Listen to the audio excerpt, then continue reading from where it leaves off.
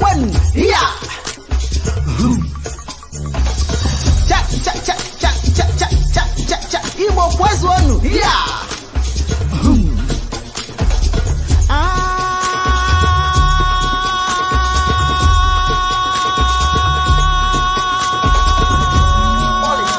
Oko nyamini, nyamini.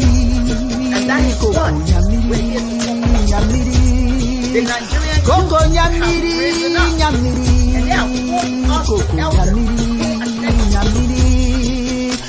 Ibole, ibole, ibobono. Ndama mihe. Ibole, ibole, ibobono. Ndama mihe. Ebulanyelu, ebulanyelu, ebulanyelu, ebulanyelu. Anamabara na ihe dị njọ ma na-emezi konye ofeke. Anamabara nọ n'ihe dị njọ ma na-emezi konye ofeke. Igbo bụ n'ụdị ike, ụmụ Igbo bụ n'ụdị ike, ụmụ Igbo bụ n'ụdị ike, ụmụ Igbo bụ n'ụdị ike. Koko nyamini, nyamini.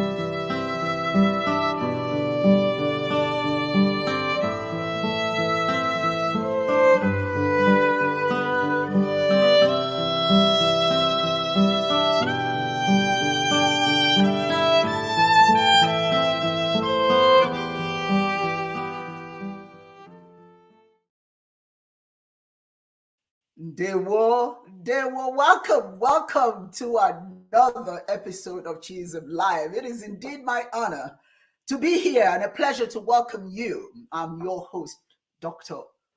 Uwa Onyoho Simiri, Okedibia, Dr. Onyoho Simiri. It is really wonderful to be walking amongst the living. I had a little health scare, but guess what?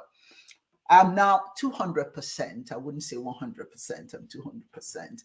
I am so excited to be here. As the video that just played states, love is the highest religion. Any religion that does not encourage its members to love other people is not a religion at all. Let us stop the hate and allow peace and love to reign. Thank you, all of you, for being here. Today, before I say my prayer, I would definitely like to invite the key members of this program to the stream. Let me add Dibia Ochwaja, Judy Onyoha. Dibia Ndewo. Let me be the first to say that I am so happy, I'm elated, and we all are blessed that you're doing better. You know, Africa is blessed, Chiism is blessed, Global Faith Ministry of Chiism is blessed, OMSI is blessed. Thank you, Chineke, for granting us our prayers, which involves Ogele getting better. There's nothing as sweet as looking at you on camera right now. We are blessed. Yeah, guys. Here. And I just want to point something else out real quickly. There's a picture behind me that looks crooked. It's just the camera angle. I'm in Rhode Island right now. I'm in my hotel room doing this show. So don't get bent out of shape and spend the whole show saying to yourself, that mirror is crooked. So I'm letting you know right now so that you can concentrate on the program and not the mirror behind me. Yeah, guys, here to all of you. Yeah, guys, my brother. Oh my goodness. Let me welcome Dibia Che Dozie Okoro. Dibia Ndewo. Okay, madam. Now, okay, Dibia, give your charge. I want to add my voice welcoming that you are a sound of fit as a fiddle, like you say. Yes. Happy. Yes. Because I got scared, but thanks to Chineke for all his messages. We'll all be healthy. Ahike. No, You man, said, you said, Yagazie. Yagazie. Where when you have something to do, you have to get up. You can't You stay have to. sick. You have to get up. So I'm Absolutely. up and I'm ready. It And is you my look good pleasure too. also. So, Thank you. It is also my pleasure to welcome Choza Nandi April, on your house. April, giddy, giddy. How are you? How are you, my precious son? How are you Dear doing? one, hey, greetings to It's all, been and good dear to one. have you on the station. Also, I have to say, I have to add my 2 cents to this. First and foremost, that picture does look crooked, but I'm glad you actually expressed what you said. You made things a lot more clear. Thank you very much. But I also need to say that I'm very, very. It's an honor, pleasure, and privilege to be on the show. Glad to have my mother, you know, still up and kicking. Like I told her, I said, you're not going anywhere. You still got things to do. So, you know, Yes. you plus I don't know what's in your system. You're made out of vibranium or something. So, you know, you're not going nowhere. You're too strong for that. So glad that you know. So glad to be on the show. Glad to have you guys. You guys, all of you, everyone looks really, really good. So let's get into it. All right then. Thank you, everyone. Again, thank you, those of you who have joined us. This is going to be a wonderful, wonderful show today. But before we continue, as always, we need to offer prayers. We need to give thanks to Chineke for this wonderful opportunity because we realize that it's not all of us who have made it to this day. There are many people who passed away yesterday and the day before, and so on and so forth. So for that, we should be very, very grateful. So today, I would like to open, as usual, with the libations, but this time in the form of a prayer. So wherever you are at this moment, regardless of how well things are going for you or the challenges that you face, we must always give thanks for having this opportunity to see another day, to walk amongst the living. 6 feet above ground is a good day. So this is an acknowledgement that the work that we have to do in this world continues because we've been given another opportunity to revisit what we did not finish yesterday. So for that, we give thanks. For that, we are grateful. Chineke, thank you. And of course, our honorable ancestors for this wonderful opportunity. You say, today we're going to move our minds and our bodies in the perfecting presence of Chineke, realizing that right where we are, the presence of divine mind is in the midst of us at this moment, creating divine order through divine love so that we fear nothing seen and unseen. We don't have any fear because we know the power, the greatest power that is, Chineke, is with us. We ask to Chineke allow us to use all the goodness in the universe, in nature, to our advantage.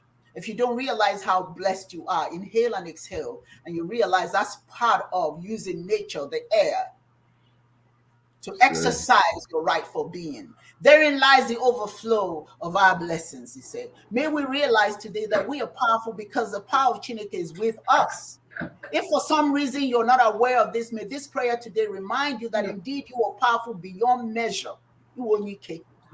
Those people may tell you different. Chineke, we want, as we pour these libations, as we say and exchange these prayers, that those of us who feel weak, those who are weak in mind, should be realizing today that we are powerful beings and we should think strategically and act accordingly. May we be peace-filled because Chineke is the movement of peace. May we be filled with joy in spite of all the ill wind that sometimes blow our direction. And may be blowing our direction right now, but we want it to go the other way, Chineke. May we be wrapped in her truth as we are the manifestations of divine Chineke. May we realize that greater is this power of Chineke in our bodies than all of the afflictions, the illnesses, the diseases, as I have found out recently. Greater is the power of Chineke in our bodies than all of that. All of that is temporary. May all the conditions that impact our minds and minimize and truncate our thinking disappear. May the powerful spirit of Chineke guide our activities each day that we have breath. May we be renewed, reaffirmed, and reassured each and every day, particularly today, so that tomorrow will become a reality. All that is noble and graceful about Chineke, we are. We claim this as our divine inheritance and collectively thank all our great ancestors, wherever they are, for our presence in the world today. They are why we're here, and we are grateful for who they were. Even in their imperfection, they were perfect to us. And we must acknowledge that. Let us all please call out the names of all of our ancestors. Call all your ancestors that achieved the ripe old age of 80 before their elevation into ancestorhood. Come on, yeah. No, on yeah. Dada so Nelson Mandela, Jomo Kenyatta. Dada. Julius Nyerere. Remember, and those you don't. Nelson Mandela. See. Rosa Parks. See. All the greats that we don't even know who they are because we've got 10,000 and more ancestors behind us. See. We acknowledge them spiritually today. We may not call upon their names because we don't know them all, but we know that they existed, and we are honored and grateful that they did, because that's the reason why we're here. You see, many of those who are still on their spiritual journey, may they be blessed with their experience upon reincarnation. May they see new divine things that will enrich their lives when they return. And may the generations yet to come find a world cloaked in peace, joy, and courage to keep its soul. May these blessings of Chineke rain upon us today and at all times thereafter. Yagazie. Thank you, everyone. I'm telling you guys, this is going to be a show. It is so good to see you all. But what I want to caution you today is we are part of the solution, not part of the problem. It is not enough for us to talk about the problem. It is important that we be part of the solutions. Although we have segments focused strictly on spirituality, we do have segments that focus on other matters that should be of interest to humanity. Today, we are going to discuss issues that are trending in the world.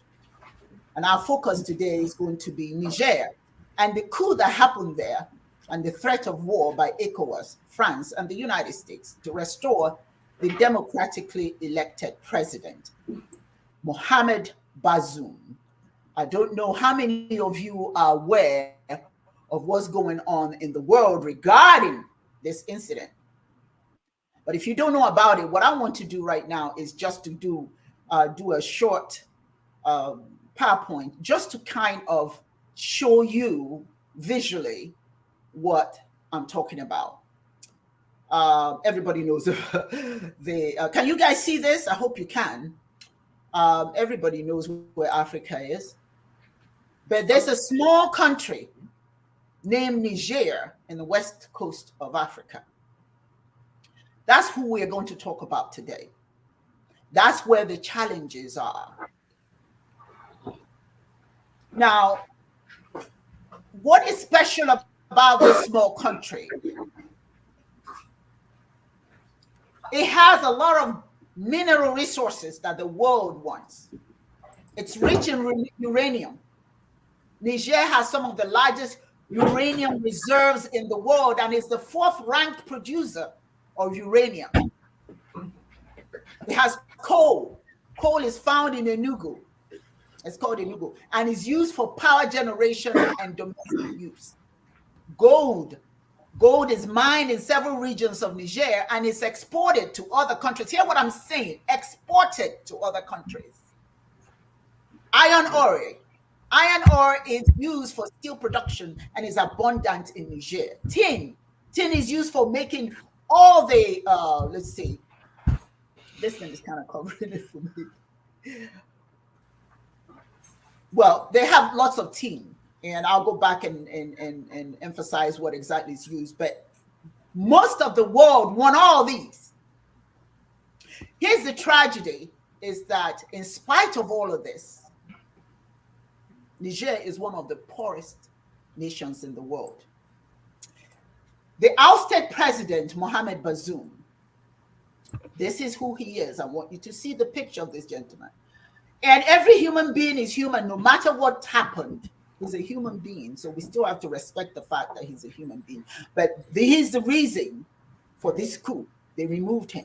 But we'll talk about it in details. The United States are the coup opponents. France and ECOWAS. ECOWAS is the Economic Community of West African States. Economic Community of West African States. These are the coup opponents. Then the people who the coup juntas, the people who supported the coup, the Niger military actually were the ones, obviously, who carried out the coup. And then I have difficulty providing his name, so I'll just use his General Chiani, his last name.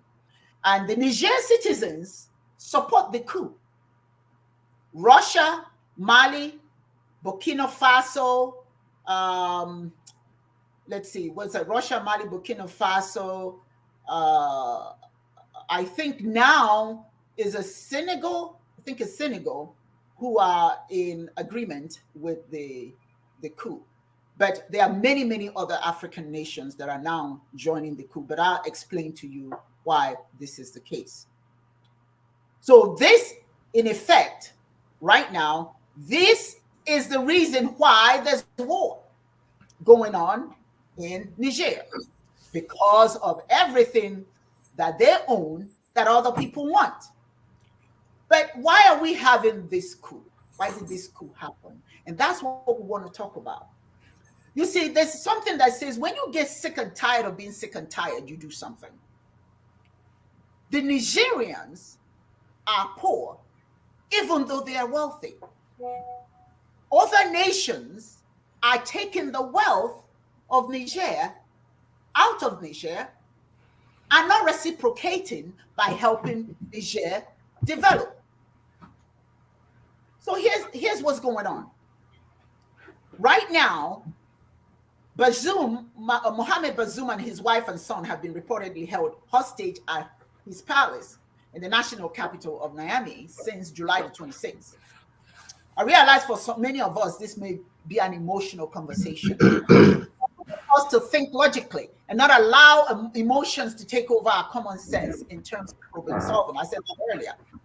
There are questions that must be asked because all of us are impacted by what goes on in our world. There are many of us Africans who think this is not our business. Yes, it is, because there's a proxy war going on in Africa now. You are impacted. Take it, believe it or not. If you're an African, your Africa is your original home. If your ancestors came from Africa, this impacts you, because this is not just impacting Niger. It's impacting Nigeria. It's impacting all the surrounding areas. We must think constructively. We must become constructive problem solvers. If we just remove emotions and apply common sense recommendations. I'm looking for recommendations today.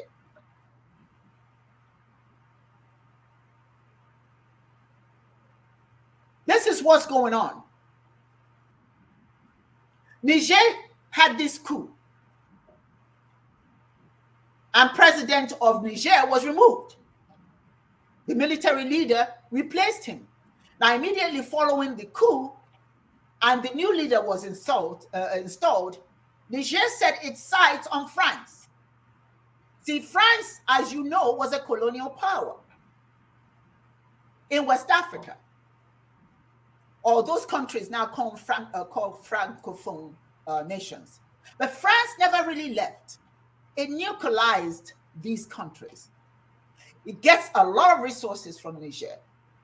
France gets uranium, mainly uranium, which helps power some of their power plants. Up to 25% of their power plants come from Niger.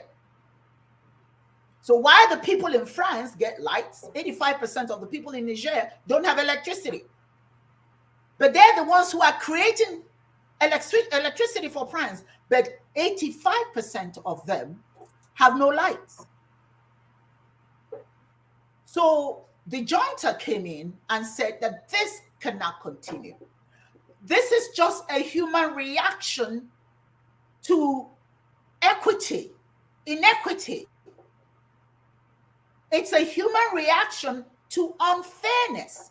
How do you have all these resources, gold, tin, all of that, and you're poor? Even children are used to work in the coal mines. Many of them die, and yet the people are poor.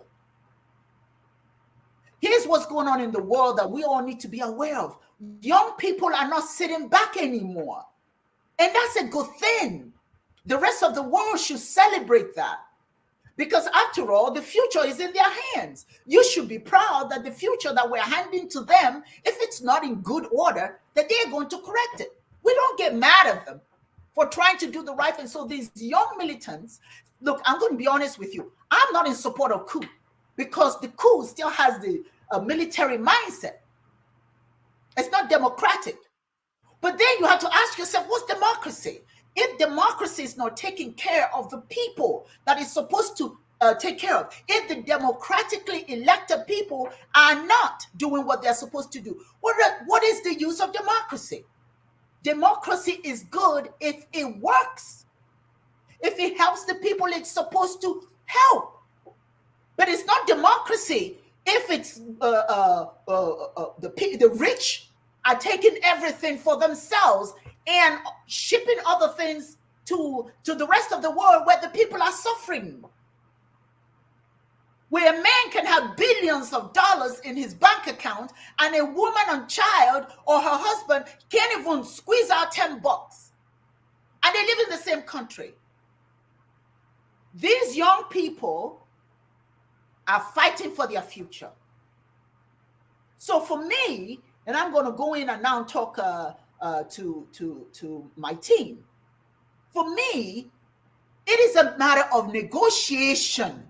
Let the people be in charge of their resources. Negotiate with them. They're not going to eat those things. Niger still has to sell those things. They're not going to eat gold. They're not going to eat tin. They're not going to eat all of that or iron ore.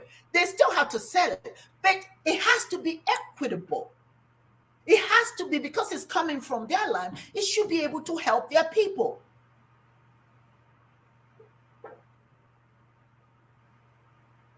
Now, Niger is removing the military, is asking for all the military posts that are in Niger to be removed, regardless of who has it. If it's not Nigerian, they want it gone. And it's going after French interests, declaring war against, that's determined to declare war against a small nation. Now, Europeans have been asked to leave Niger. Many of them have left. Even the NGOs are being asked to leave as well. I am not thinking that the Nigerians are trying to be mean. It's called survival. I recognize it here in America. Why does America have nuclear warheads, have all that? For their survival. What about Russia? What about France? Every country wants to survive.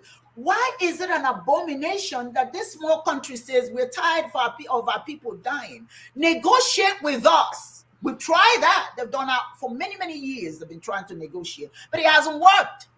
They're still poor. Everybody else is getting rich. Now we're going to war to stop them from having the independence over their resources. I watched, and I'm going to play a video before I go any further. I watched a gentleman, an African-American, make comments about Nigerians. I found that a little bit hurtful because in his comment, he called Nigerians a sellout country. Okay? He says that we're a sellout. Nigerian people are a sellout because our president is a sellout. Tinubu, our president, is the head of ECOWAS. But he didn't say anything about how we are reacting, how the Nigerians are reacting. Nigerians are reacting bitterly. Many Africans living abroad, African Americans, The world is now paying attention to this. But what I did not appreciate is the fact that he said that Nigerians are a sellout to the world, to the black world. You don't want to trust Nigerians. I beg to differ. And that's why I want to play this so that we understand Nigerians are not happy about what's going on. Our president is going this alone because most Nigerians are saying, let's negotiate with Niger because many Nigerians are going to be killed because Nigeria is Niger. We have a lot of problems going on in Nigeria right now. A lot of IDPs camps are in Niger. That's internally displaced people. We have terrorism on our shores. That's not being handled. That's not being addressed. And we want to start another war. I'm going to play this video and then DBS, you guys will come in. Let me play this. I think you'll find it very interesting. This was a Nigerian leader who had this comment, and he was speaking for a lot of Nigerians and quite frankly, a lot of Africans about this war because of the impact that it's going to have on us. So for the rest of you, I'm going to move you briefly and play so I can play this video.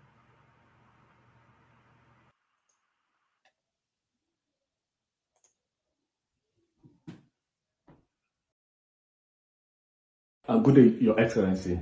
The news got to us today that the ECOWAS has decided to invade Niger. What is your opinion on this, sir? Well, thank you very much. I believe that President Tinubu is not president of ECOWAS. I saw a press conference here in Washington, D.C. that the president of ECOWAS have declared that ECOWAS service chiefs should move to war. And that is not Nigeria, but I'm still having my reservation that Nigeria should join ECOWAS to go to war. Because if the Americans want to go to war, they should use their troops. They have almost 3,000, 4,000 troops there in Niger. They don't need to say, we will give you money, President Tinubu, we will give you arms, just go and fight. It is dangerous to fight in our backyard. You don't know where this fight will end. Nobody knows who is sponsoring this fight. I think the advisors of President Tinubu, which I'm also one of them, will continue pleading on him not to join that fight. Since Nigerian Senate have already said, no, you can't go to war, and he needs authorization of the Senate to go to war. So I don't think it's a good idea to go to war.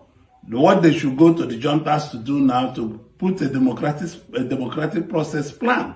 They should give us a plan for 1 year, 6 months, 2 years plan to return to civil democratic process. Since they said the president of Niger, President Bushom, have already resigned, let us take it like that. These things happens once in a while. And I don't think any Nigerian soldier's head is good enough to be killed for another country. It's not our war.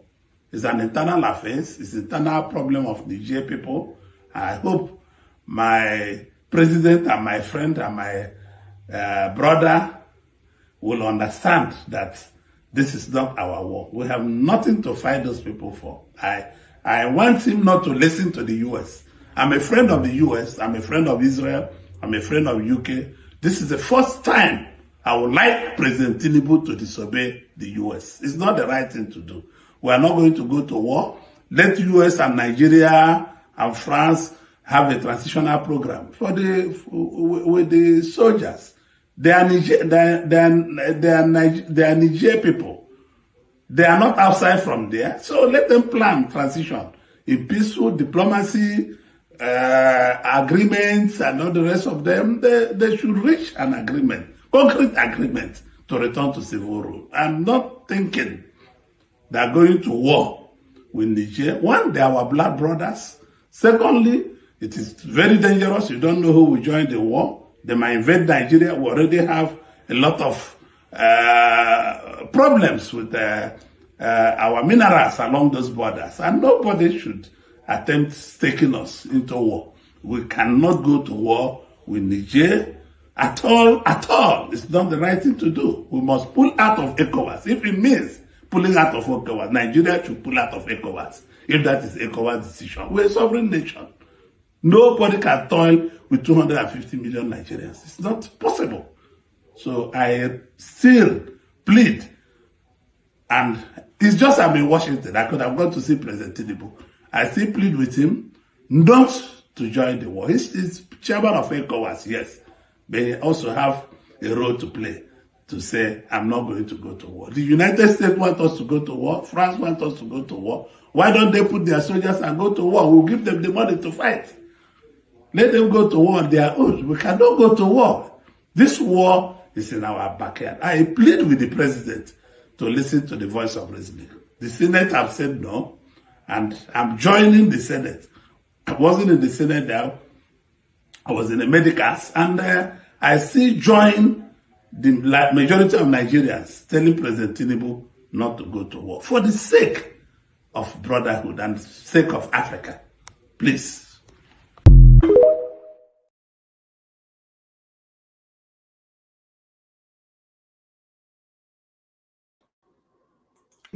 Well, you heard it, and I just had to play that because that video that was propagating that Nigerians wanted this and Nigerians are sellout. I just thought this was an appropriate way to just present it. So it's not me talking. These are the leaders, and there are many leaders in Nigeria who are going there to let them know that we cannot have this war. We cannot kill our brothers and sisters. We can't do that. We've done that too many times. So I'm going to ask Dibia Yudi to come in and share your thoughts on this whole incident that's going on in Niger. I'm very, very happy and proud of Global Faith Ministry of Chiism and Chiism Live that were shining needed light on this problem and to discuss it from the point of view that we're not really talking about. And I'm not talking about us on this show, but I'm talking about, people of African ancestry. I'm glad to hear Senator Ojus Okalo for the first time say something that actually makes an impact on not just Igbo people, Nigerians, but impact on the world stage, where everything that he has said is right on point. And regardless of what anybody may say or feel or think about Senator Ojus Okalo, I think that he brought it in this interview to illuminate our minds as to the critical nature of this situation in Niger, Mali, and all the other affected sub-Saharan African countries, including Nigeria. He put it together, really succinct, and I'm very proud of that. This is a question that needs to be tackled, from different points of view, like one step at a time. I think what I'll attempt to do is to kind of make some points that perhaps, we're not looking at it generally as African from this particular perspective.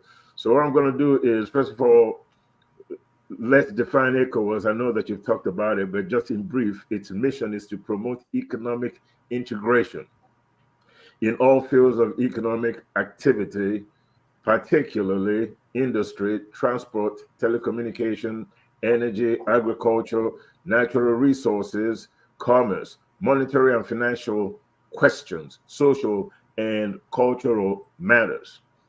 That is ECOWAS briefly. That's what it's supposed to do. And then secondly, we talk about who are members of ECOWAS: Benin, Burkina Faso, Cabo Verde, Cote d'Ivoire, Gambia, Ghana, Guinea, Guinea-Bissau, Liberia, Mali, Niger, Nigeria, Senegal, Sierra Leone, and Togo. These are all West African countries that are a part of ECOWAS. So we've talked about what the purpose of ECOWAS is. We've talked about the countries that are involved in ECOWAS. Now let's talk about what are the problems with ECOWAS. What problems does ECOWAS face? Political instability and constant military coup among most African countries. Difference in currency and language. Population difference and development. Lack of manpower, lack of finance, ratification and implementation of decisions, low level of trade among West African countries. That only tells one sad story. ECOWAS is a failure. It has a grand purpose. We know the countries that are involved in ECOWAS. We've just outlined the problems with ECOWAS. And by outlining the problems with ECOWAS, we can only come to one conclusion, that ECOWAS has failed miserably in its objective. We don't have political instability in Africa. And when I talk about political instability, I'm just not talking about the fact that, you have this laissez-faire democracy all over Africa where the leadership is not doing anything. It's politically unstable because underneath this seemingly serene environment, there's something boiling underneath it, and you can see that happening in Niger when people finally say enough is enough. Differences in currency and language. Let's take the European Union, for example. They have one currency. Mm-hmm. Does ECOWAS have one currency that you could spend in Senegal and spend in Nigeria, use it in Gabon, Guinea-Bissau, or Ghana? Do we have that? No, we don't. Population differences and development. As a matter of fact, the only development that you're going to find to a certain extent in Africa is just in the urban areas. Beyond that, you're looking at just mass failure when it comes to infrastructure and so on and so forth. It just almost doesn't exist. Lack of manpower. You don't have enough people qualified to do those things that are necessary to be done for economic development, because our ineffective leadership is partly responsible for the brain drain that is going on in Africa.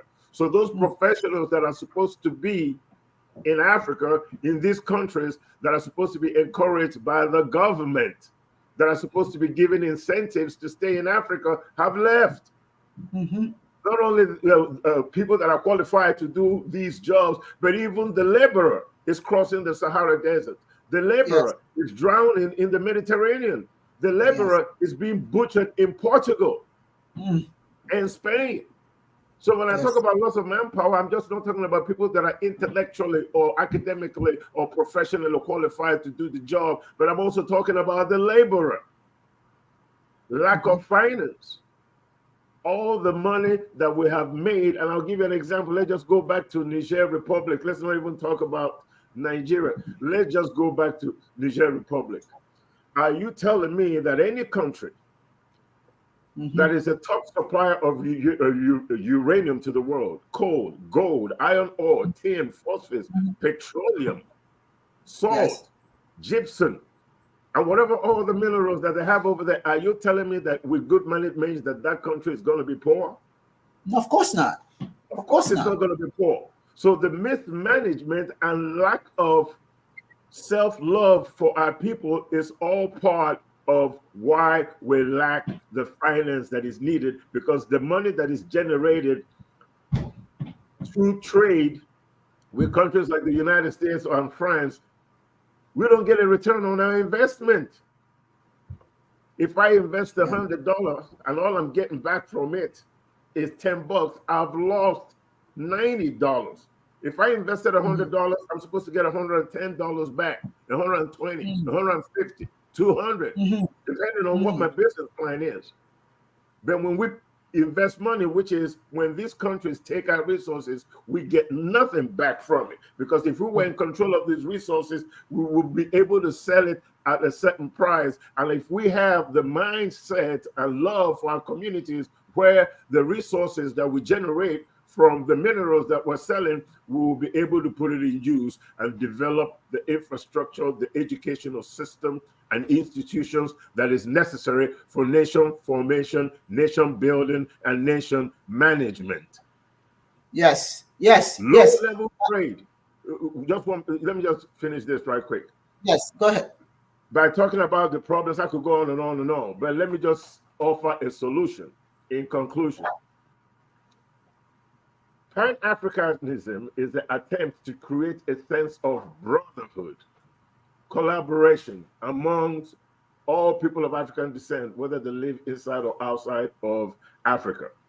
The unity of Africans and the elimination of colonization and white supremacy from the continent is the main goal of Pan-African mindset. To solve the problem of Africa is not just about having coups.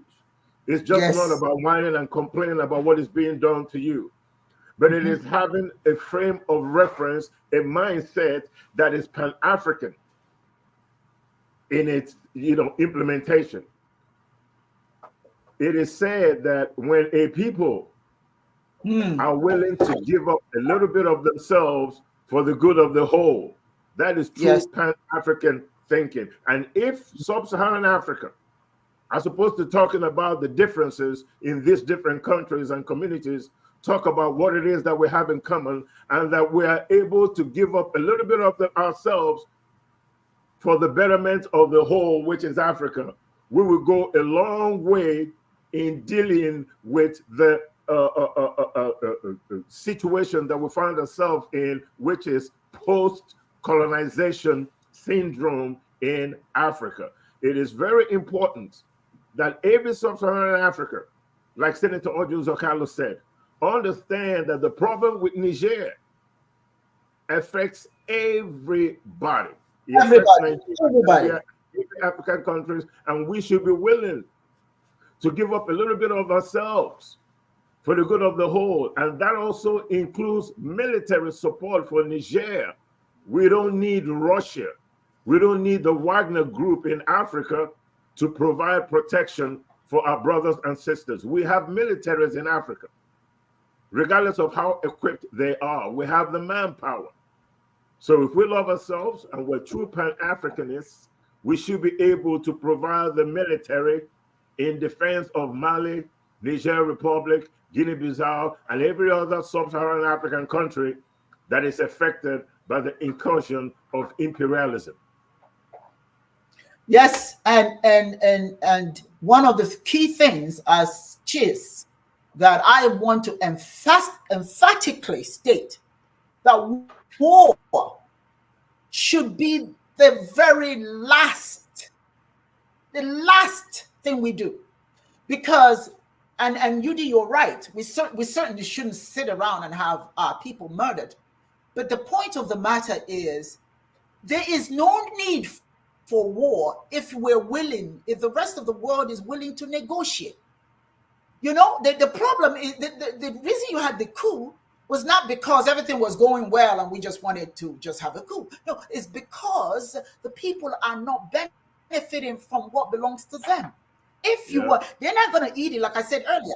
If you want some of this, then be fair, be kind, be willing to see them do well in life. There is no reason whatsoever for you to choose war to go kill them. And then when you kill off the citizens of that country, then what? Somebody has to fill that slot, right? Who's coming in? So there's no benefit not for Niger, not for the rest of the world. It's a proxy war now getting ready to happen. It's a proxy war. It's Europe fighting for the resources of Africa and Africans to do the work. Ojo Zokalo is saying, why do we want our soldiers to go and die? For what? We're not even fighting for the mineral, for the rights to the mineral. We are fighting to give it up. Africans are always the ones that die in wars. You know, think about what I just said. We're not fighting to get anything. We're fighting to give it away. And the very people who are fighting to hold on to their sanity, to hold on to what belongs to them, we get ready to go kill them. Yudi, think about this, and I'll have Chido's here. Think about this. There's Nigeria bordering Niger, huh? Yeah. How many lives do you think is going to be lost in northern Nigeria? How many? Millions. Plenty. Yep. Millions. And right now we have Boko Haram and all these other terrorists in there. We haven't even gotten rid of them. And we still got that war going on. Now we are going to add to it because we want to fight to give away our things. We are the only people that are so willing to give away. People come into our houses and tell us what's in it. We don't even know what's in it. Then they turn around and take all those things and sell it back to us. And guess what? Look what I got new. It came from your house. Yeah. It came from your house. Dibia Childozie, here's a question that I have for you, because for me, I'm questioning ECOWAS ineffectiveness to make sure this doesn't happen. If ECOWAS was doing what their mission says, as UD has highlighted, we're not going to be having these things, because this has been going on for many, many years. What role are you playing for the well-being of your people? Because guess what? There are other people are coming now. Now we've invited the Wagner Group, that's Russia. Now we got America, you've got France. What are they fighting for? For the Nigerians to survive? For them to have a democracy? See, our leaders, we got leaders who are supposedly elected by the people, but they're not serving the people. Chiadozie, if I asked you this question about ECOWAS, what would be your response in terms of what they're supposed to do? You know, there's lots of terrorism in the Sahel country. Now, hear my question.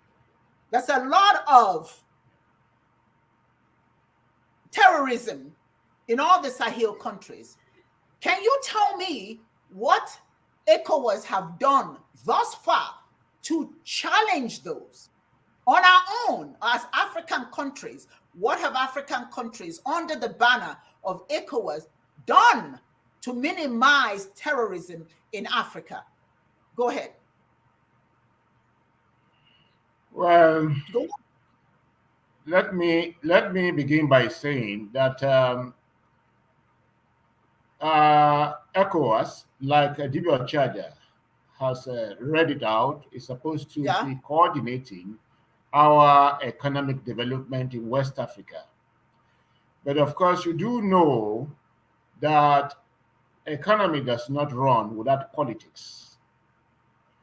And the truth of the matter is that the countries in sub-Saharan Africa that you call ECOWAS, all we have is nominal independence, tokenism, flag independence. The leadership of all that you call ECOWAS, the countries that make up ECOWAS, have their loyalties to Europe, either Anglophone or Francophone. Yes. What is happening right now is a contest for the recolonization of Africa. And it is still the war in Ukraine that is determining what is happening in sub-Saharan Africa.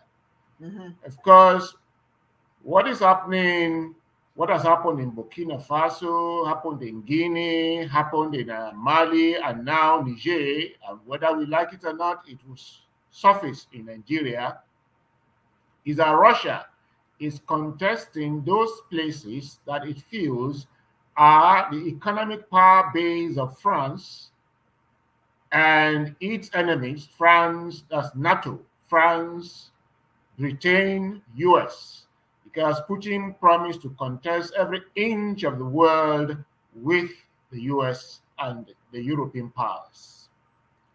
And so and that's one of the reasons he held a meeting in Moscow and invited African leaders. The result of that, of what has happened in these countries and is happening in ECOWAS, is what you've seen manifested in Niger. Now, that is one. That is to say, whatever is happening in Africa, like you said, is not internally generated. It's not internally engineered. It's externally foisted upon us. And like I read somewhere, US used to obtain its uranium and plutonium from Russia. Because of the war, it doesn't do that anymore. So it's doing that in Niger.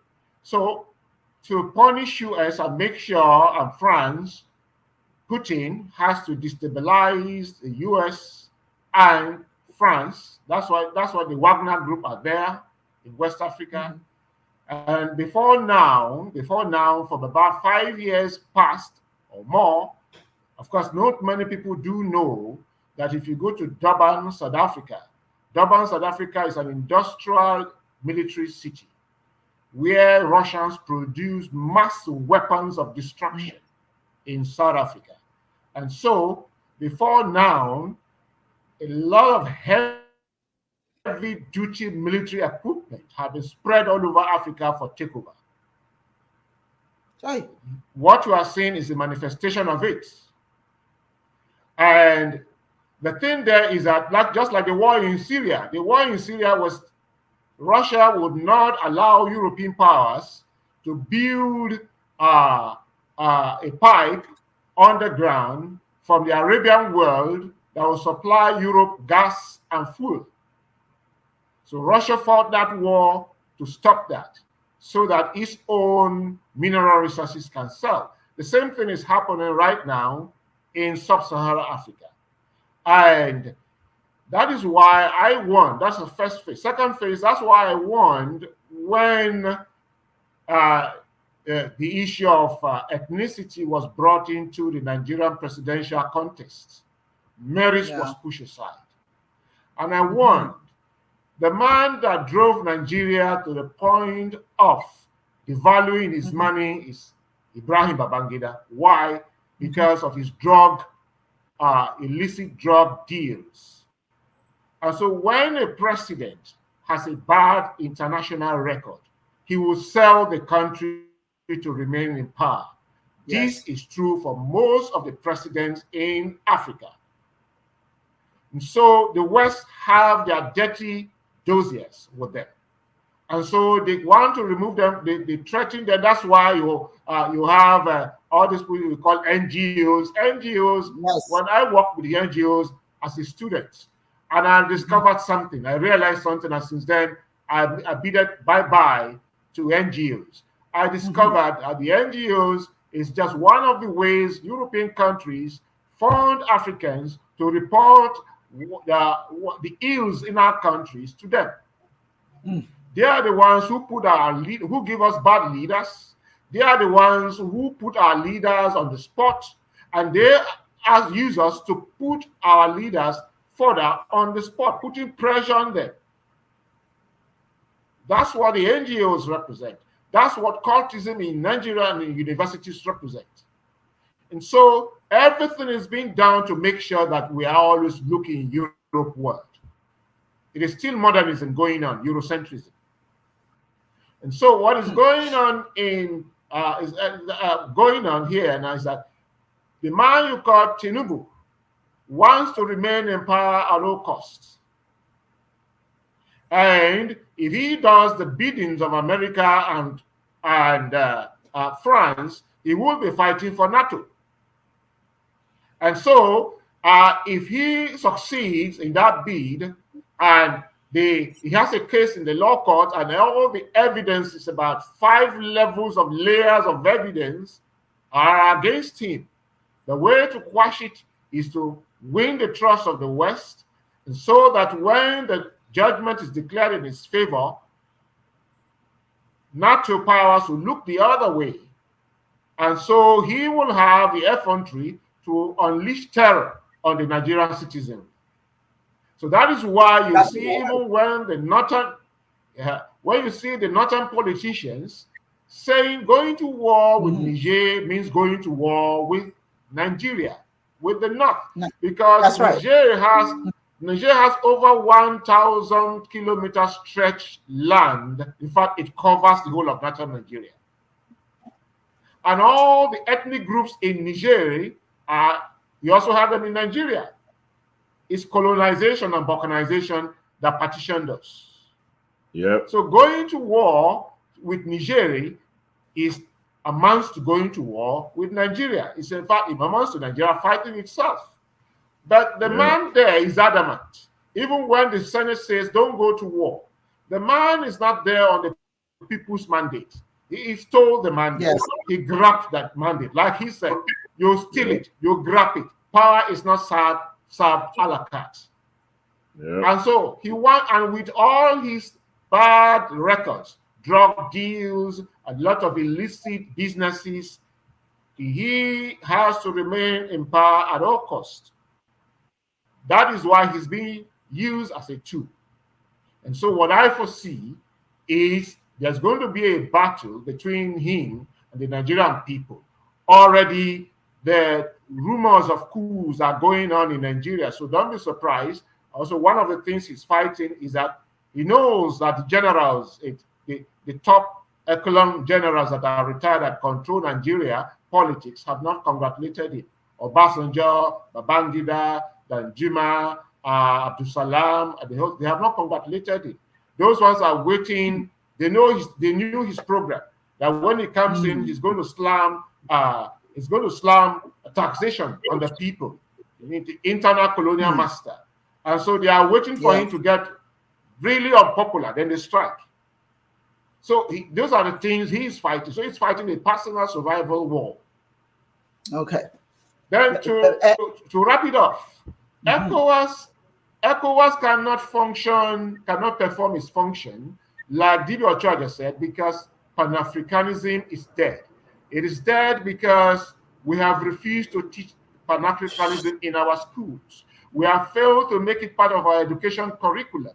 Pan-Africanism should be something that is enshrined in education curriculum from kindergarten, to university. That's right. It should be something that we exchange programs. And it died because of the same military takeover. Because the first generation of African leaders, no matter how stupid we thought they were, had ideology. There's no single one of them that had no ideology. But the subsequent ones that took over from them have no ideology. And a nation and a people cannot have one direction, cannot have a torchlight to find their way if there is no ideology. So we just, and a nation or a human being without ideology, without a framework, a theoretical framework of how he or she is going to plan his life, call it spirituality, call it culture, call it ideology, call it philosophy, any name you call it. If you don't have it, you will just be like an animal who wakes up and forages for food, and when it's hungry, and go to sleep when it is night. You just react instinctively to nature. We don't plan. That is the problem with ECOWAS. And until these things are put in place, ECOWAS will remain just a gang of imposed African leaders. Some were imposed by foreigners, some imposed themselves, like the man in Ivory Coast who surreptitiously and otherwise changed the constitution of the country to give himself a third term. And so these are the people who you say constitute leaders of ECOWAS. So like Tinubu and a host of them are like Tinubu. They are fighting for their own survival. So going to Niger to fight is to ensure that they is a war of survival for them, not for their countries. Okay. Not for the well-being of the people. I have. Thank you so much. Thank you. I have this good summation. Good, beautiful summation. Absolutely. I have this question for you, Nnamdi, as a young man, and even though you were born in America, your mother is African, and that makes you African as well. There's something that I noticed, and perhaps you've noticed it as a young person. I noticed that there are so many summits involving African leaders. Okay, you have the Russian summit with African leaders. Then you have the American summit with African leaders. You have the Chinese summit, African leaders. Now, those presidents are presidents just like our presidents are. Why is it that we keep going to the rest of the world to do their summit when we're not doing our own summit? If you look at the European Union when they're having meetings, you don't see us there. When the EU is having a summit, do you see us there? Have you ever paid attention to the fact that when the EU is having a meeting, there are no black folks there? But the ECOWAS are having a meeting and there are all these Europeans there. You can't even have your own meeting with your own leader. then you're not invited to theirs, but they're in yours.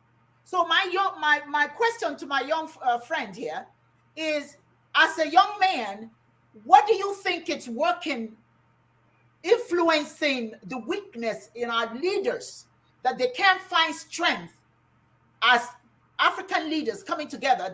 They seek strength elsewhere. What are your thoughts on that?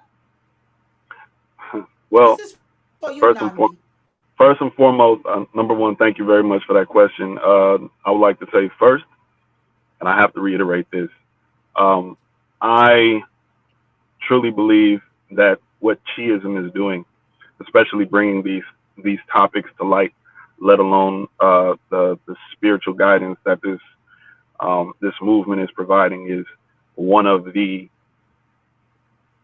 pillars of nation formation, period. And I salute you guys, and I salute Chiism for doing what it is that it's doing. Now, based off of the question, we don't see power in us because we're looking outside of where we come from. Can you hear me? Okay, we've lost you. I can hear you. You're fine. Go ahead. Okay. So in regards to the question, our leadership, unfortunately, still looks at the idea and the image of success, power, and even the idea of resembling a level of godliness outside of us than we do within.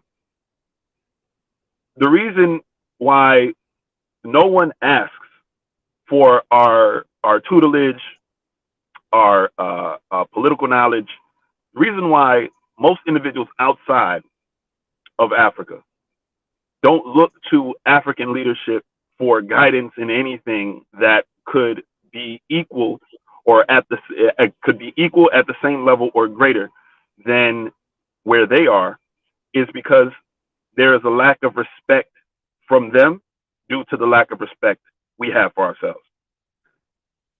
How is it that,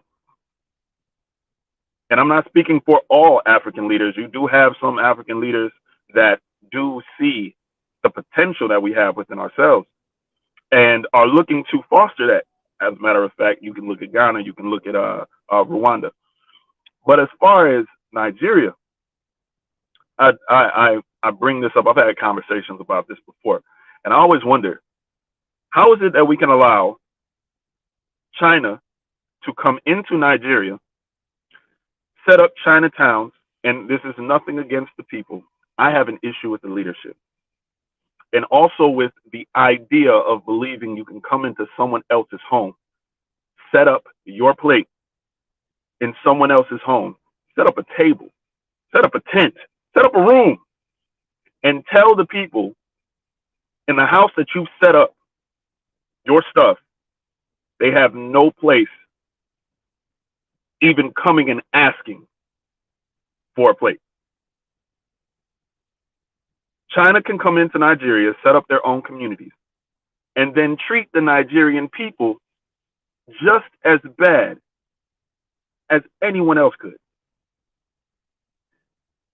And the Nigerian people, some of the Nigerian people will actually say in their minds, once again, not all, but in their minds, they will be accepting of this because they're not looking at themselves as, and I'm bringing Chiism back into it, they don't see themselves as being equal or at the same level of something godly. Individuals will come into our country, will come into our continent, they will set up shop, they will seize your resources, or they will put it in a position where they'll make you believe you need to give your resources to them because that's the way it's supposed to be.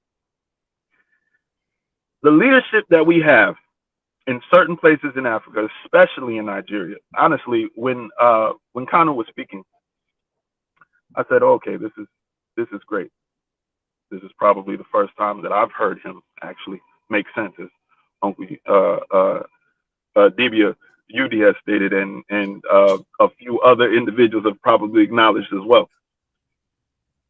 A and the fact that he's saying that the president, Tinubu, should not go to war and he should disagree. I don't believe any false selected president has any words whatsoever to talk about where we should go and where we should. You didn't win, brother. So what business do you have giving any type of guidance to where the country that you did not win as far as leading should go? Say it again. Say it again.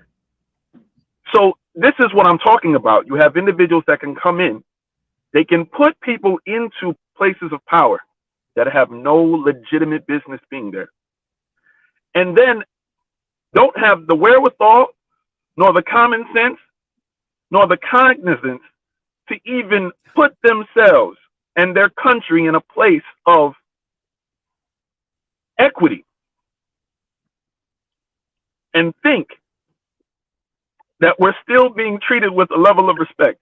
We're not. We're not.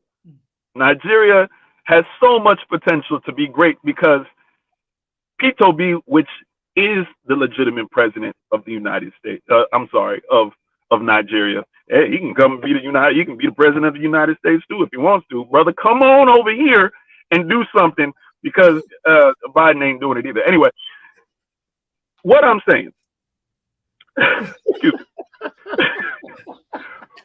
What I'm saying is you have individuals, outside influences that are putting people that have the worst interests of the country because they're trying to appease to those outside interests, those outside influences.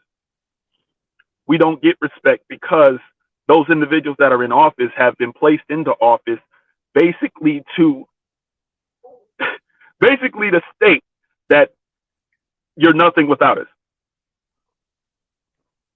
That's technically the direction that they're going with this. This is the direction that they're going. This is the direction that has been going for years. They will put individuals into office in other countries that have outside influences, their interests at heart. And then those individuals that actually do have the continent, the country, the people, their interests at heart, they'll remove them forcibly, take them off the map, or make sure that they have no place, no standing to actually rule, no standing to get into those positions of power. When even the people want them in power because they are the manifestation and the representation of the people's pride and the power themselves. What good is that going to do for those outside influences? That's the reason why we're not invited to anything. And then the ones that do come, they're not speaking on behalf of the people. So true that. Absolutely. Wonderful. That is exactly the response I was looking for. Now, you're anxious to speak. Go ahead. Yeah. We've kind of highlighted all the problems that we're having in Africa. And Yudi, wait a minute. Yudi, I have a question. I do actually have a question. Because I want us to make sure that we understand if the role of ECOWAS is to make Africa whole, to make Africa competitive in all these different sectors, okay? Mm-hmm. There are some matters that are so glaring, but you don't see, you don't, maybe there are some individual countries trying to address it, but as a collective entity, the ECOWAS, okay, why is it that we have all this land, Yudi, but we are importing food from outside the ECOWAS? Why are we not growing our own food and exporting them? Question for you. Go ahead and answer that. That's very good question. I'm glad you asked this question because this question is going to cover a whole lot of issues that we need to talk about. We've been talking about it, and this kind of opens up the door, the gateway to further examine, what is alien the Stockholm syndrome that abounds everywhere. This level of inferiority complex that the Black man and the Black woman feel about themselves, where they see no value in who they are, who they were, what they can be today, and what they can be tomorrow. The inferiority complex that doesn't allow us to have 4, 5, 10, 20-year plans for our communities. The inferiority complex that tells us that only the individual matters and the community doesn't matter. The inferiority complex that says that the next generation is not important. You should just concentrate on what it is that you want today. The inferiority complex that says that you have to cater to foreign entities for your own individual benefit. I have no problem catering to foreign interest if the foreign interest is going to benefit the community as a whole. There's something called cross-cultural pollination. No one country can do it alone. We need one another to be able to, at least economically, even culturally, spiritually, and socially be able to flourish. Every country needs one another. America can't trade with itself. It needs outside countries to trade. France, Europe, Nigeria, no country can trade within its own borders and expect to survive as far as the international question is concerned. But here's one thing I will say, and I made a post on this on my Facebook page. There is nothing that the world can do for Africa that Africa cannot do for itself in all areas of human endeavor. What do I mean by that? I'm not saying that Africa should not trade with anybody. That cross-cultural pollination is not the order of the day. It's always been that way. Countries have always traded. Communities have always traded with one another. But what I'm saying in terms of in all areas of human endeavor, let's take medicine. We have qualified doctors just as much as other countries have qualified doctors. Our doctors are just as good, maybe even better. We have great Nigerian doctors, African doctors right here in the United States. So we can establish good medical industry, hospitals in Nigeria if we have enough self-love, if we're Pan-African in our thinking. The medicines that we take, we could make it in Nigeria. We don't need to import it. What about automobiles? There's innocent motors right now in the Navy. We can make cars. We don't need Toyota. But for business purposes, we get a couple of Toyotas in, a couple of Mazdas in, provided that Japan also buys a couple of innocent motors, so that innocent motors has competition from inside and from within and from without. They make money by selling African innocent cars abroad and also selling it within our borders. Japan makes money by selling its cars in Nigeria, and also in Nigeria and in other countries that they are selling. This is how countries cooperate economically. What about architecture? What about buildings? What about road engineering projects, roads? We could make our roads. We don't need China to come and build anything for us. We have engineers too.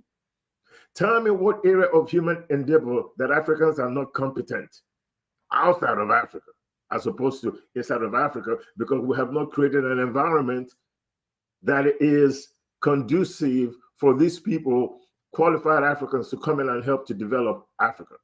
We have qualified Africans outside Africa developing other nations. We're building cars for General Motors. Africans are building cars for Ford. We work at McDonnell Douglas. We have engineers in computer science that work in Google.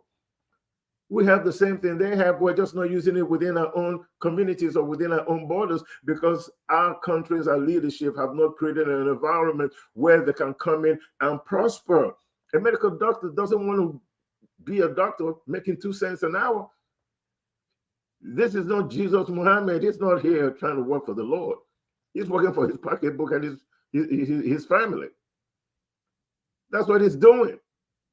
We have not created an environment that allows our aeronautical engineers to come back to Africa and build airplanes in Africa. That's part of the human endeavor I'm talking about. The railway system. We have engineers that can build those systems, or at least manage it if we import those railroad cars. But I am certain that we have qualified engineers that can do those things. We have pilots. I am positive that we have engineers, if given the right economic incentive and the right environment, can develop rockets that can go into space and put satellites out there. There is nothing that people can do outside our borders that we cannot do for ourselves if you have Pan-African mindset. Let me go back to what I was saying, because this is about solution. We have highlighted the problems we have with the Niger war, Mali, Boko Haram in the north, bad leadership, all these things, corruption, laying in bed with the colonizer to step on your own people, put your foot in their throat. The president that was deposed in Niger, who was working for France, and not allowing the military to go after Boko Haram. All these things affect development in sub-Saharan Africa. As Akachi mentioned, John Henry Clark said, we have no friends, none in the world beyond our own reflection in the mirror. There is no power in trading your chains for another one. Like everybody is extolling the fact that, Wagner is going to come and help protect. Do you know that Russia has forgiven $24 billion worth of debt to African countries since this conflict started? Why do you think that is so? You think the $24 billion that they forgave is just going to be, you know what, I'm giving you $24 billion, don't worry about it. No, this is not the Italian mafia. It ain't happening that way. You're going to pay for that $24 billion. More is coming. More is coming. More challenge is coming. Oh, we haven't seen anything. You will pay for that $24 billion when Russia puts their foot around your neck, demanding more minerals, and you think that France is doing you wrong. You ain't seen nothing yet. Yudi, I've got to share this with you. This is just breaking news. This is just breaking news. Yeah. What is sovereignty? Are we as Africans sovereign nations? This is what's going on now. Because of the coup in Niger, French soldiers are placing roadblocks all over Ivory Coast, Côte d'Ivoire. Now, this is a sovereign nation.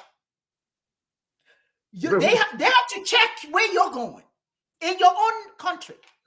Where are the leaders to prevent another coup? Is that what that is? What Where are the leaders? Where's ECOWAS? I'm going to keep asking you this question here. Where is ECOWAS? Where is ECOWAS that another country can come into an African nation that's part of the ECOWAS and put roadblocks? So the African Ivorians, the French will stop them on the road before they can get to where they're going. ECOWAS should do its job, and if you're going to speak up for your people. Because this is going to get worse. Listen, whose idea do you think it was to form ECOWAS? You think ECOWAS was an African idea? Like the NGOs? They're one and the same. These are just agents that are put in place to further stifle your development. I just want to say this in conclusion real quickly. Again, we've talked about the problems ailing sub-Saharan Africa, the Mali war and all that stuff, and the ineffectiveness of ECOWAS and what have you. We've talked about that. But I can only say one thing, and one thing only. And like great leaders like Marcus Garvey, Kwame Nkrumah, okay? People like Julius Nyerere, Dr. Nnamdi Azikiwe. These people all said the same thing. Pan-African behavior mindset is necessary for nation formation, nation building, and nation management. It also involves where every sub-Saharan African community gives up a little bit of itself for the goodness of the whole. That's Frederick Douglass. He was also a Pan-African thinker. We need to see ourselves as one, because what affects a Zulu affects an Ashanti, an Igbo, a Yoruba, a Senegalese, somebody from the Bassa tribe. The European does not see a Haitian. The European does not see a Nigerian, does not see an African American, does not see a Zulu, does not see an Ashanti or a Swahili individual. The European, the West, sees somebody who is Black, somebody who is African, somebody who deserves the same treatment globally, no matter where we are. When they see you, they're not asking you if you're from Haiti or Jamaica. They could care less. All they see is an African, a person of African ancestry, and they're willing to do whatever is necessary to marginalize you and keep you down and keep their boots in your throat. ECOWAS, African Union, they're all agents of foreign interest designed to keep you marginalized. The formation of these organizations have never and still will never add to the opulence, to the articulation of our collective frustrations, according to you, OKDB, of the people of African ancestry. If we form these organizations, we must form this organization based on Pan-African thinking. And none of these organizations have ever been formed based on the idea of nation formation, nation building, and nation management. And until you convince me that any one of these organizations, from ECOWAS, from the African Union, as opposed to Organization of African Unity, that had members like Julius Nyerere and all these great Pan-African thinkers involved in it, until we form organizations that articulate our collective frustrations based on Pan-Africanism, based on Pan-African thinking, where the African, from the kindergarten through education into the universities, understands that they have to give up a little bit of themselves for the good of the whole. When we start teaching about African history and contributions to civilized behavior from the dawn of civilization to the present age, when we start having plans for the future generation, that we could actually monitor and do everything in our power to ensure that the next generation have all the tools that are needed for nation management, we will fail. Dibia, Pan-Africanism is the answer. And until we do that, forget about it. It's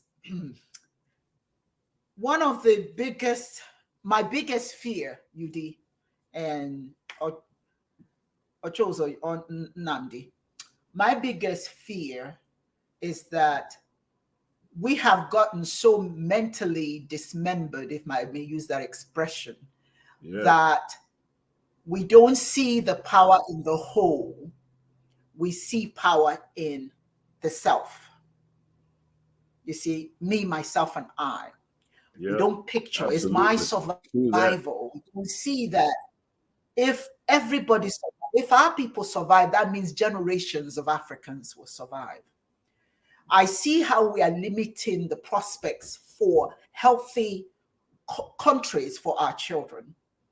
I see that when another nation can come now and tell you how you can move freely. My God, think about what I just said to you.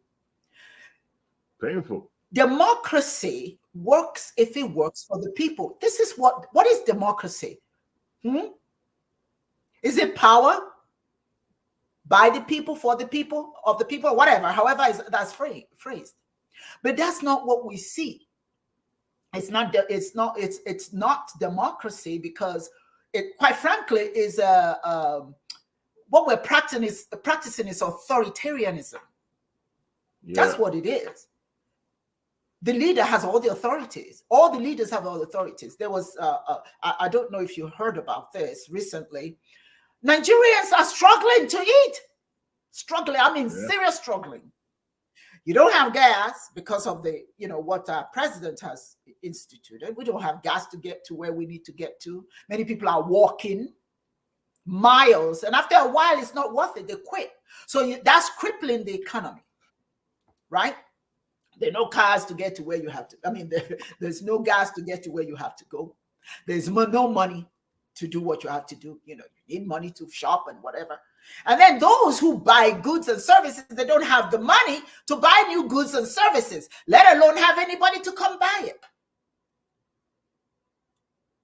And we've got leadership that is giving each other. Our senator, the senator of the Nigerian, the head of the Senate, was overheard, but he did not know that his mic was on.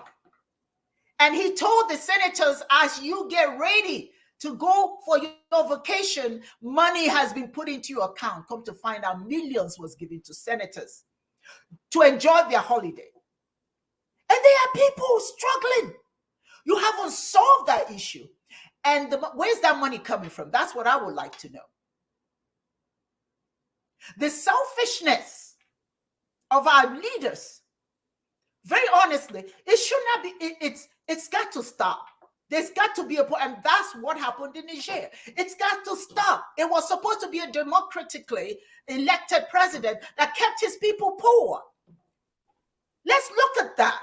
It's not about to go, the people who are protesting. You cut off my leg and it's bleeding, and I'm protesting, then you slap me for bleeding. I mean, I love that analogy. That's so beautiful. This is what we're doing. The people are begging. When you can't feed your children, when you can, let me tell you about men. The African man is so,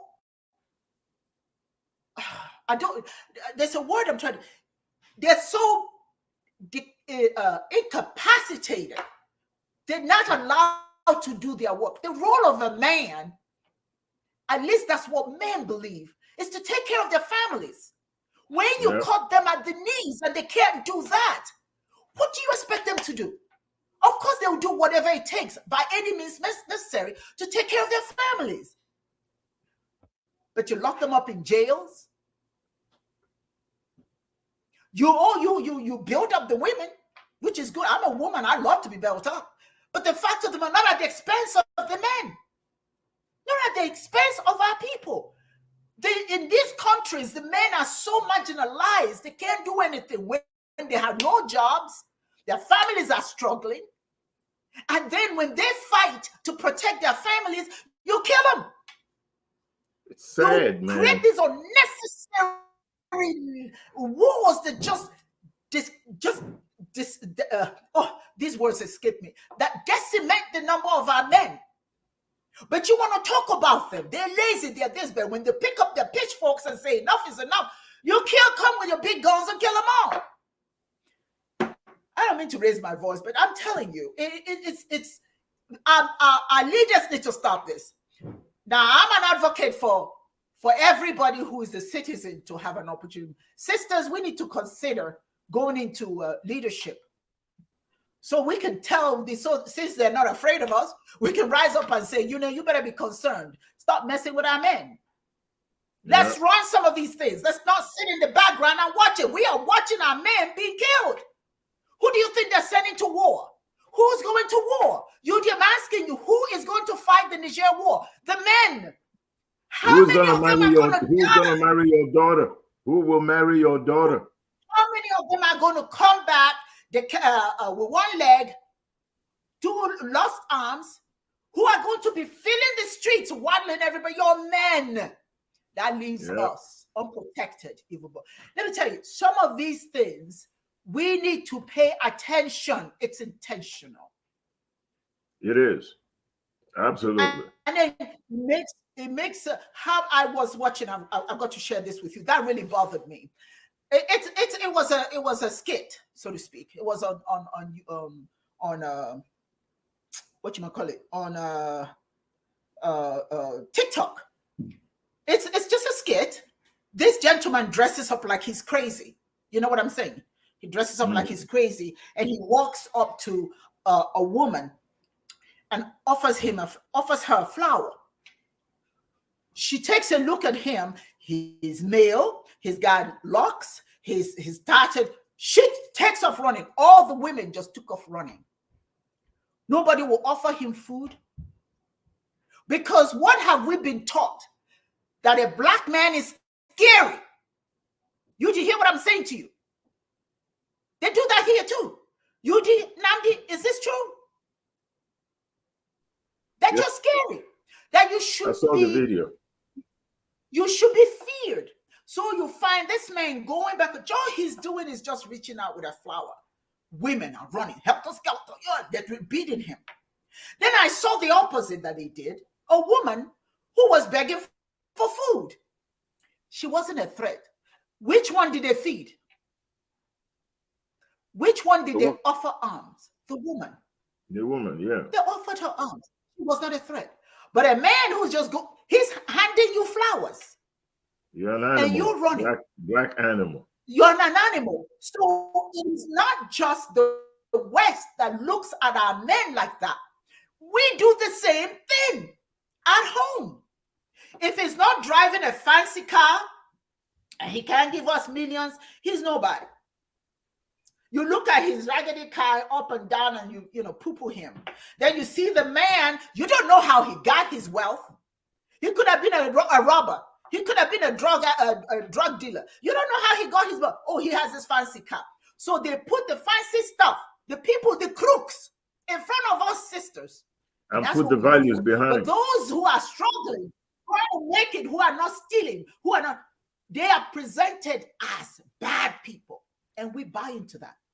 It is all a game to minimize your strength, the power of our men. So women, don't sit back and let this happen.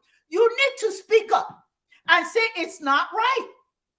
It's not right. If our people deserve what everybody else is getting, we need to speak up and say, hey, you can't do that. I'm speaking up. Our men should not go out there and die for nothing. Die to give away our wealth? What kind of leaders think it's okay? What kind of leaders think it's okay to go and kill their own people? For what? If I could, Go ahead, Nami. Go ahead. See, this is the power. This is the power of social media, propaganda, and outside influence. Everything that you're describing is coming from the influence of something else, and then it begins to become prominent in the community that it's made to control. So yeah, here's another example.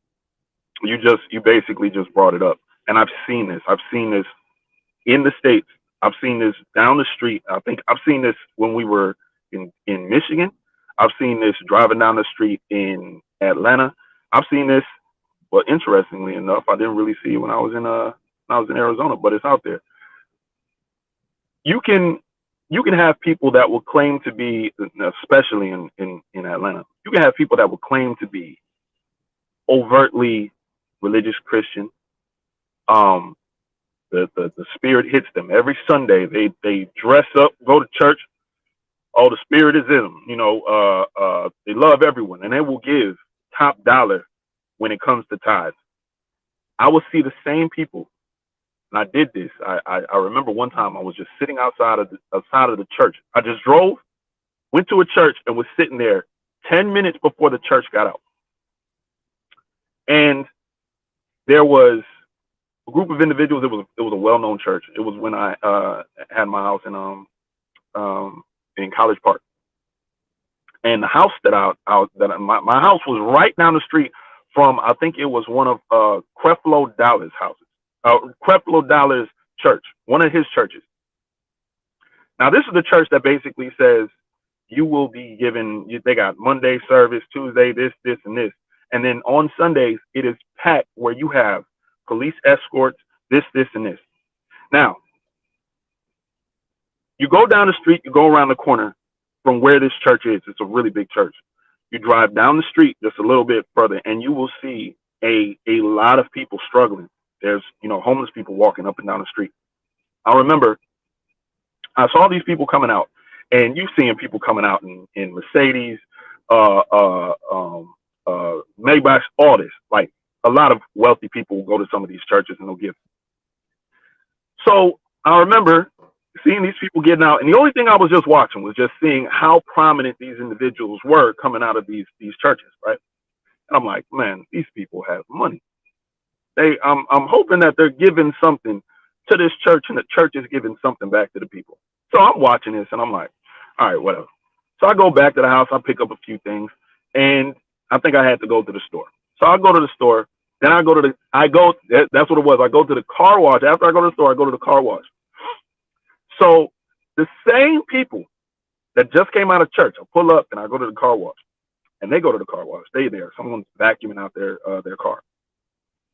A homeless person comes up to me first, and I think I had a little bit of change just on me, but I was using my card mostly, but I just had a little bit of change. So I was like, oh, okay, here you go. It was a black dude too. It was a brother. struggling. I could see it. I could see it. He was definitely struggling. So I gave him what I had on me in change, and he was going up to other cars. So he goes up to the same person. I'm like, that's the person that was they were in a Mercedes or something. That's the same person that was a black woman. It was the same person that was just in church, that just came out of church a few minutes ago. Came out, dude went up there. She looked at him in disgust and said, no, I don't have anything. Excuse me? You just pulled out of church. I know you were probably tap dancing up and down the aisles. You were proud to give somebody, you pulled out your Gucci purse. I'm sure you pulled out a few wads or wrote a check, put it in there.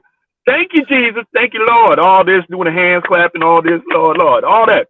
When you were in that space. You go out there where you're actually supposed to uphold the beliefs of your ideology, of your religion, and you still, in that moment where you are supposed to uphold it the most, you fail drastically, tragically, and in full regalia. You fail. And you're being a certain, so now I'm saying this because it disgusted me. And the individual basically, he came back after going around and still trying to see if he can get some change. He came back up to me when he was walking around. I said, dude, were you able to get what you needed? He was like, whatever, high spirits. He said, whatever it is that I got, I appreciate it. But then he stopped and he said, you know what? I also want to thank you for at least looking at me and seeing me as human. I said, what are you talking about, man? You're human. You're just like me. You're human. You deserve to be acknowledged. You deserve, and if I have something that I can help, I'm going to do it. He said, thank you very much. Have a blessed day. Because it was Sunday, he was like, thank you very much. He must have been Christian himself because, he said, I'll pray for you, brother, blah, blah, blah. And he went on about his day. See, the one thing that I'm reiterating in this story is that if we take that and put that on a global scale, as far as when it comes down to how we see ourselves, how our politicians see us, they act in the exact same way. Yeah. They're idolizing something that does not respect them because they think that the ability to idolize that will give them something in regards to their well-being without actually having to give that back to the people. These politicians from outside of our community, outside of Africa, as Debia, as both of you have actually said, actually all three of the Debias have stated in this conversation today, have basically said everything that is put together is in opposite of what we're supposed to be doing as a people and for the community, for the people, for what real politics is supposed to stand for. Things are supposed to be structured for the people, for the development of the people, for the development of the community, and the country, because in that regard, not only are you going to be building up the country and receiving respect from outside of the country, you're going to be able to give back a certain level of respect that the people can walk outside of their country and people will recognize them and say, you are African, and they will say, I'm African, and there will be equal respect. There is no respect given because the politicians that even live in those countries don't respect enough of themselves to give that respect to their people. Therefore, you will have the people struggle. You will have the people in dire straits. You will have the people hungry, and you will have them being minimized as individuals because they don't see anything within themselves, because the people that they look up to that should be giving them that respect don't. Yes. Let me say this real quickly, and then I have to go. I have to go, okay, Debia. So let me say this real quickly, because I have to check out of my hotel room by 12 o'clock, and it's 11:39 now. I got to get my stuff together and go. The unity of Africans and the elimination, the unity of Africans and the elimination of colonization and white supremacy from the continent should be the goal of every African. Sometimes you have to swallow a bitter pill, and part of that pill says that you have to look in the mirror, that you have to reassess your values and all the junk that has been put in your head since colonization and slavery. we have to reassess what it means to be African. Okedibe mentioned in the beginning of the segment along spiritual lines. Any religion that does not live love and teach love is no religion at all. Any philosophy, spiritual, political, or otherwise, that doesn't preach love and live love for all, for every aspect of the human population, Black, white, Chinese, Japanese, regardless of what you are, if you do not live love and preach love, you are illegitimate. A lot of African people talk about what is done to them, and we act as if, you know, if we were given a chance to do better, we would do better. But unless you're quote unquote woke, or you, for reason or another, have gotten to the place where you have a Pan-African mindset, most Africans don't want to be free. So forget about the Europeans attacking you and doing this to you and doing all that to you.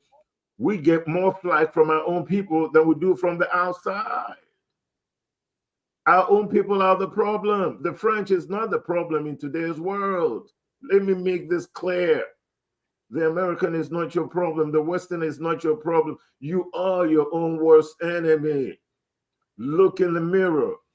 John Henry Clark said, "We have no friends, but the one in the mirror."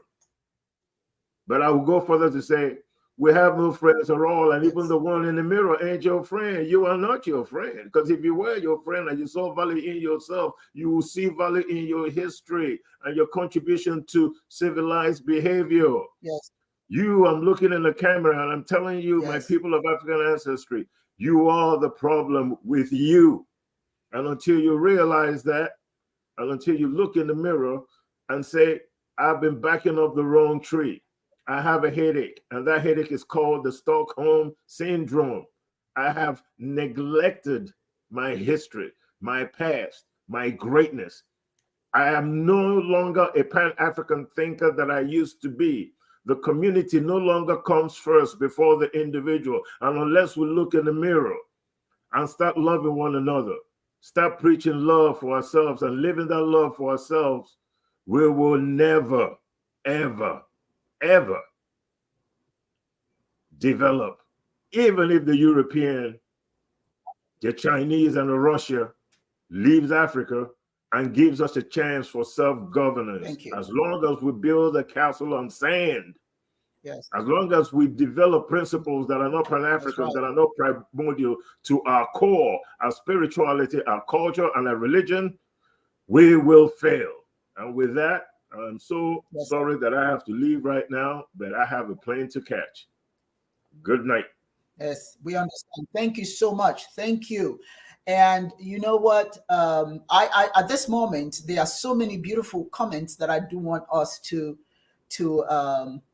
address. Some of them are really very, very important. And I started this by telling you a little bit about what was going on in Niger. But I think it's extremely important that we understand that the emergency that we're seeing in Niger is the people's effort to build a fundamental economy for development with a human face. These faces that we see crying, these are the human faces of people in distress. We should care. The world should care. It's about negotiating. If people have something, you negotiate how you can share, not take it. I don't see Africans coming. As a matter of fact, we Africans, when we come to America or England and all of that, we are giving our service, our talent. We're not taking. Most of the criminals that you see in these foreign countries are not Africans. Never mind that the media may want you to say that. Every time we go to Greece or any of those countries, they herald all the Africans, bring them together and tie them all up in one room and call them criminals. Many of them just come in for a better life because the home that they have, because of foreign interests, they are not able to get what they should get. They are not getting, the economies are not built up. It goes in the pockets of the rich. And they suffer. And in their quest to help their families, they seek greener pastures. Unfortunately, once they get to sea, many of them die. And when they do manage to come to these countries, they are treated like animals. We want to go back home. Africans want to go back home and develop their homes, but you have to allow them to be able to do that. We have to allow them to be able to do that. There are no Africans all over the world that choose to stay. Many of us love where we are, but we love our homeland too, even more. But just not the opportunity to go home, because all our resources are tied up in other lands, so we don't have enough of it to share with our own people. What needs to happen now is not war. We do not want war on African soil. We don't, because the death rate will be so high. The people who will suffer are not the Americans, it's not the Germans, it's not the French, it's not all these foreigners, because their people are in their home countries living. It's those Africans where we have created this proxy war. Those are the people who are going to die en masse. The people of Niger are already struggling. Now Nigeria has taken away their electricity. For what? In support of whom? You can't talk about what other people are doing to you when you allow it. Hey, not only do you allow it, you contribute to it. You tell them, come on in. Then you kick your own people out and tell everybody else, come on in. The reason why we are leaving our nation is not because we hate our nation, it's because the leadership of our nations are not able to provide us what we need. Many people want to pack up their stuff and go home. If you don't want us here, we want to go home. But many of us can't go. Because this war we're about to initiate now in Niger, it's all over Africa. We haven't even stopped. ECOWAS has not ended those. Instead, we're encouraging new ones. Here are some comments that I'm getting from the audience, and I just want to read some of them. This is from Akachi, and Akachi, I'm telling you, this is a concern that many share with you. It is a big concern. Akachi says, my concern is we're jumping from fire into frying pan, aligned with Russia and China to spite our French former colonizers. Right now, Russia is positioning to extract the resources that went to France and the West. We still don't understand the maxim from Dr. John Henry Clark. We have no friends, none beyond our own reflection in the mirror. That is my fear. That is my fear. Nobody's coming there to save you. They're coming there to take what you have. And if we can get rid of the French and get rid of our US and all that stuff, somebody else is going to fill that void. Are you ready for who you are preparing your doors to open for? Are you prepared? Are you prepared? We're trading one's chains for another enemy's chains. And many of us are scared to speak up. We don't want to talk, you know, don't say nothing, don't say nothing. If you don't speak up, who is going to speak up? We're all going to die someday in the fields or on the bleachers. Don't die for nothing. Speak up. This is what many of you have heard that statement. Les Brown says it all the time. Take a stand. All of us should take a stand. Our brothers and sisters are getting ready to be massacred. And if we don't say anything, it's acquiescence. We are accepting it. Thank you, Akachi, for that comment. And then there's this other comment. Any and all governance structures, genesis from the philosophy and values of Eurasia, are unfit and maladaptive governance structures for African nations. Our cultural values are paradoxical. One group denies Chineke and worships the state. Others worship money and materialism. Another see Chineke outside themselves, or and as warrior god to control, dominate, and control, dominate, and subdue the world for their interests. They cannot help us. Need I say more? Need I say more? Yudi, I'm going to ask you to address what Namdi. I'm going to ask you to speak on what she just said here. But before you do that, I just want to share is going around on the internet, and it's real. A deformed Black woman showed up at the home of a wealthy person, and she obviously somehow she was able to go over the fence and go in there, and the Rottweilers got her, bit her up. And you know what the homeowner said? Instead of seeing a crippled woman, Black woman, and finding out how did you get in? What are your needs? He says that she's a witch. You are a witch. You must have flown in. And they put all kinds of stuff around her and displayed her to the community. This is a disabled Black woman. Our people are so colonized that if they see something that's extraordinary, they attribute it to the Bible, to their Christian faith, and use that to punish their own people. What do you even know about witch? What's witch? They didn't even say witch, they say winch. Huh? They're about to beat up that poor woman. For what? And call her witch. How did you fly in? They were asking her to admit that she flew in. Yudi, what about what Hakachi said? I mean, well, first off, in that instance, what you just described, the Stockholm syndrome is absolutely real. And Divya, Yudi pointed that out. And now, as far as what Akachi was saying, she's absolutely right. There is not going to be an individual any person that will come into your community that will have your interests at heart first. It doesn't matter. Like, so you do have individuals, of course. You may have individuals that because of the idea of the respected idea of recognizing another individual's humanity, you can have individuals outside of your community that will say, you know what, this isn't right. What can I do to help? Yes. The funny thing is that ends up being the minority when it should be the majority.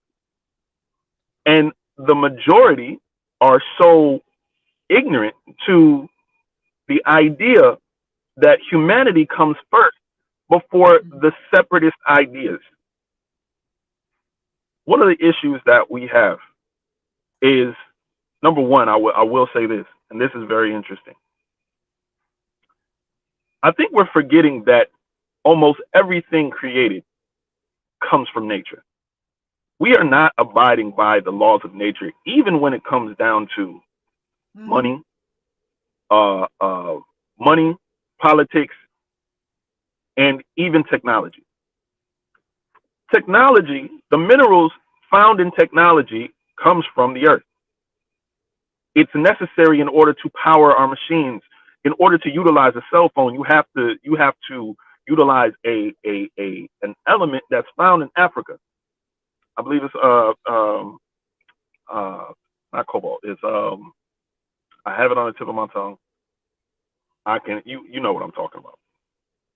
But just the things necessary in order to manufacture certain goods, technology, the respect of how we recognize certain things, how we uphold, even how we utilize aspects of politics, how we govern ourselves, still comes from an aspect of nature.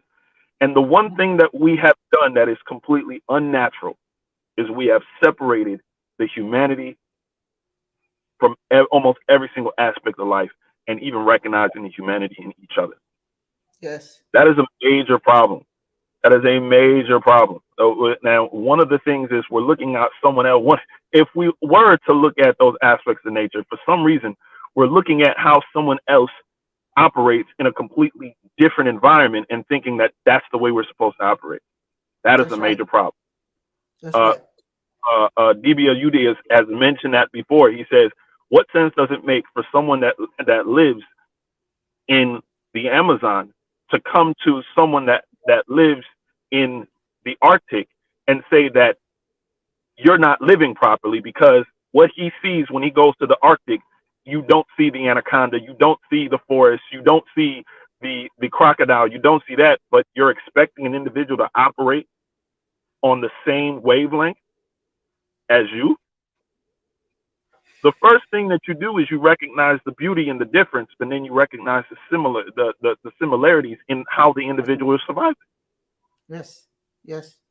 You say, this person is utilizing these tools in nature or in their community, and they are doing a darn good job of surviving and upholding and even thriving within their community, within their environment, in that aspect of nature, because they're utilizing those aspects of nature in order to survive and in order to thrive.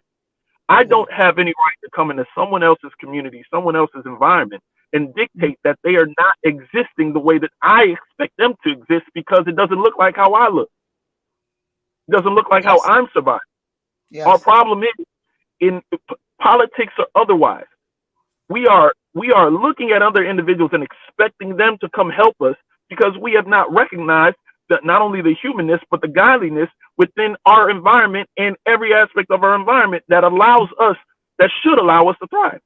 Yes, yes, and most importantly, as we getting ready towards the end of this, the most importantly here, thank you, Nnamdi. I just want our members to know one thing, our listeners to know one thing, and let me recognize Mota Garal. Everyone all over the world recognize that this is neocolonialism. Africa must unite, as Kwame Nkrumah said decades ago. We must unite. We must unite. Whether it's not even a matter of whether you like it or not. I mean, it's not a matter of if you want to. It is a mandate. It's important. See, you are intimidated when only a few people speak up while the rest hide.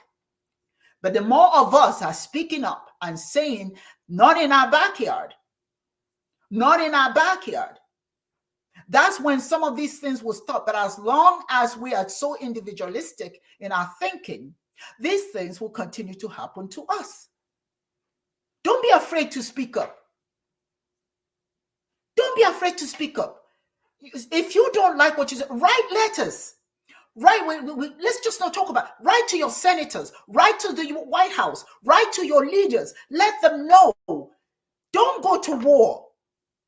Negotiate with the people. Let them enjoy the fruits of their minerals. Let them enjoy it. Let the children be able to go to school. Let the children get out of the mines. Let us use what we have to uplift ourselves. Let's not go and kill people for material things.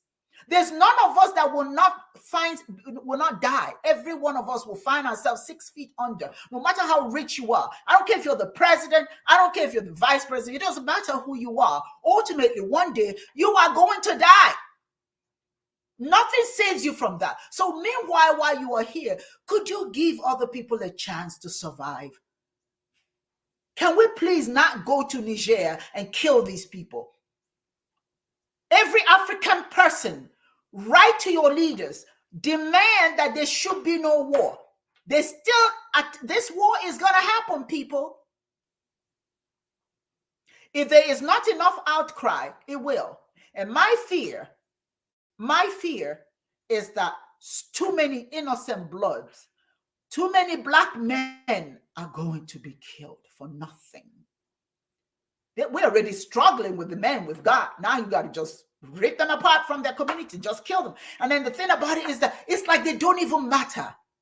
Just send them to war. Let them go and die. Not for their people, mind you.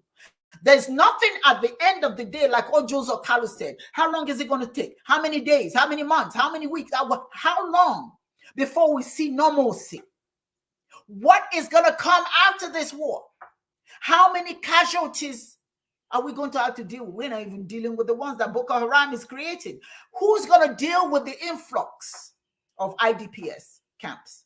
Who's going to take care of all of that? Then the mother, the husbands, the wives who will be without their husbands, the children who will be without their fathers. For what? We started here talking about ECOWAS. ECOWAS need to do it what it was formed to do.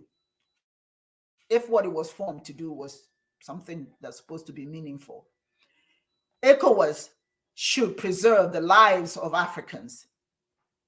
Those who plot against Niger, they're also putting themselves in danger, because after you solve the problem of the foreigners and you don't solve your problem, they will come in, this time full force, because you've already opened the door. You've told them it's okay for them to come, and you are willing to kill your own people. The war in Niger must not happen. If there's anything you learned here today, it will be that you are not a bystander. You cannot be a bystander. You must do something. Go onto the internet and read. It's all over the internet. You will hear more. You will learn more. Please, let us not be bystanders. Let us make sure, in the name of Chineke, in the mighty name of Chineke, may we please return some kind of level of sanity to the African world.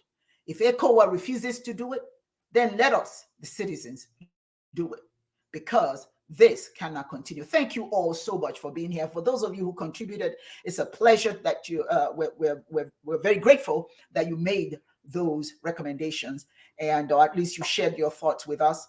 And we shall continue this conversation next Sunday, depending on if the new developments. It's my hope that part of our show next week, we can talk about how this thing has dissipated and that the war did not happen. That is my goal, to be able to come to this forum and just celebrate with you that no, we did not lose our brothers and sisters, that no, it did not happen. And maybe it did not happen because you helped make the difference, because you participated, you called your leaders, you said no to the madness. It is my hope that that's what's going to happen. Again, thank you so very much. I always appreciate you for joining us. Hope to see you next Sunday. This is Dr. Wanyo Hosimere. Ude Dirino, Yagazie. Yagazie.